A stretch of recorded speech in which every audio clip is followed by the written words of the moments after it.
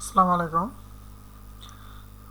আজকে আমি আলোচনা করব আমরা বিভিন্ন সময় বাংলা লেখার পরে দেখা যায় যে এখানে এই যে এইরকম ধরনের অনেকগুলা নিচে এই যে দাগগুলা থাকে, এই যে এই ধরনের দাগগুলা,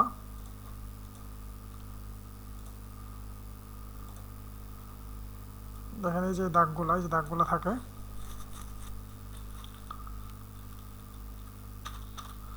এই দাগগুলো আমরা কিভাবে রিমুভ করব। এখন একটা পেজের ক্ষেত্রে আমরা হয়তো বা এই কাজগুলো করতে পারি, দাগগুলা হয়তো একটা একটা করে করতে পারবো। সেক্ষেত্রে যেমন আমরা যদি এটার পিছনে এটার উপরে ক্লিক করার পরে যদি ইগনোর করি তাহলে এটা উঠে যাবে। এভাবে আমরা কাজগুলো করতে পারি।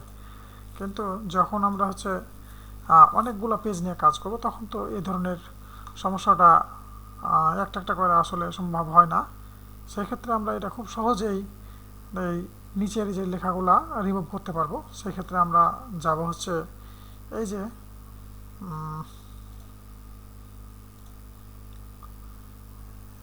যে এই বক্সটার কাছে আমরা যাব।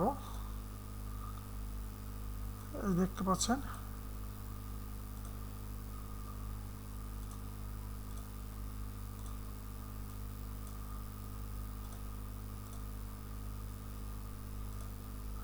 এই যে এই জায়গাতে বারে যাব আমরা। এই যে এটাতে যাওয়ার পরে মোর কমান্ডসে যাব। মোর কমান্ডসে যাওয়ার পরে এই যে প্রোফোলিং দেখা আছে, প্রোফোলিং ডিসপ্লে না, প্রোফোলিংয়ে যাওয়ার পরে আমরা এই জায়গাতে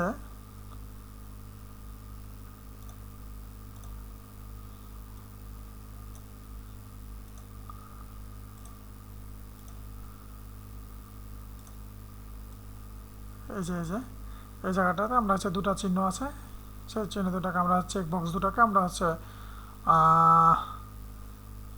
টিক মার্ক করে দেব।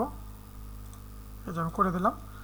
তারপরে ওকে করলে এই লেখাগুলো থাকবে না। এই যে দেখেন, আর লেখাগুলো নাই।